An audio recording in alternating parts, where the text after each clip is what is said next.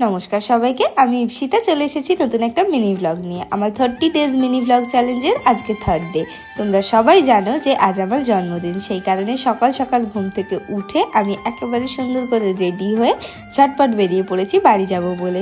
জানো তো, ছোটোবেলা থেকেই এই জন্মদিনের দিনটা কেন জানি না আমি ভীষণ এক্সাইটেড থাকি। সবাই ভাবে হ্যাঁ এত বড় হয়ে গেছে এখনও নিজের জন্মদিনের এক্সাইটমেন্ট এত। বিশ্বাস করো, মনে হয় এই একটা দিন যেন সবাই আমাকে কত প্যাম্পার করে, সবাই আমাকে কত ভালোবাসে, সেটার জন্য না আমি সারা বছর অপেক্ষায় থাকি। সকাল সকাল বাড়ি চলে এসেছি, কাকিমা এসে দেখছি অনেক রান্নাবান্না শুরু করে দিয়েছে। আর এদিকে দেখো তনিও আমাকে পেয়ে, তারপরে এই যে দেখো আমাদের সব সময় খেলার সঙ্গী পুচকু একেবারে রেডি। ওকে তো আমরা সবাই একটু করে কোলে নিয়েছি, আদর করেছি, চটকা চটকি করেছি, ও একটু বিরক্ত হয় না। ও যে কি হিহি করে হাসে আর কতটা যে বোঝে আমি বুঝতেই পারি না। তারপর বাবা দেখা এমন সুন্দর করে জড়িয়ে ধরে আমাদেরকে হ্যাপি বার্থডে বললো। আর পুচকুকে নিয়ে আমরা খেলতে খেলতে দেখলাম রান্নাবান্না সমস্ত কিছু হয়ে গেছে। ছিল আলু ভাজা, কাঁকরোল ভাজা আর ডাল, আর তার সাথে ছিল কান মাছের ঝাল। দুপুরবেলা তো দারুণ পেট পুজো হয়েছে। তারপর এত সুন্দর ওয়েদার দেখে নিজেকে আর সামলাতে পারিনি, চলে গেছিলাম ছাদে, কয়েকটা ডান্স রিল বানিয়ে নিয়েছি। আর এদিকে দেখো তন্নি কিন্তু ডিনারের তোড়জোড় শুরু করে নিয়েছে। আর মামু হঠাৎ করেই আমাদেরকে না বলে সারপ্রাইজ দেওয়ার জন্য চলে এসেছে। আর এই যে দেখো টেস্টি টেস্টি টিক্কা বিরিয়ানিও তন্নি বানিয়েছে, আর সুন্দর করে ঘরটাকে এমন ডেকোরেশন করেছে।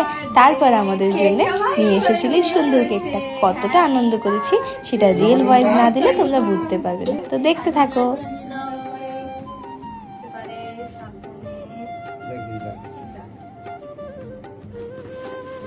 Happy birthday to you. Happy birthday.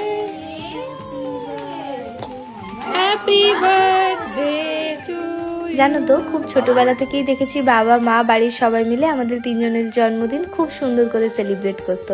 অবশ্য তখনকার সেই দিনগুলোর সঙ্গে আজকের এই সময়টার কোনো মিল নেই। তখন মা ছিল, দিদা দাদু ছিল, সব কিছু মিলে যেন কি হাসি মজা ফুর্তিতে আমরা কাটিয়ে দিতাম। এখন তো সব কিছুর শেষেই একটু চোখে জল আসে, নিজের কাছের মানুষগুলোকে কি করে যে হারিয়ে ফেললাম।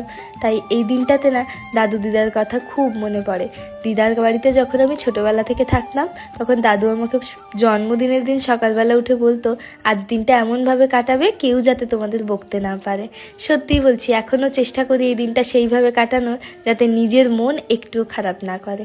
তোমরা যারা যারা আমার এই ভিডিওটা দেখলে আমার জন্মদিনের দিনটায় আমাকে দুহাত ভরে আশীর্বাদ করো, আমি যেন এমন সুস্থ সুন্দরভাবে জীবনটা কাটিয়ে ফেলতে পারি। Thank you.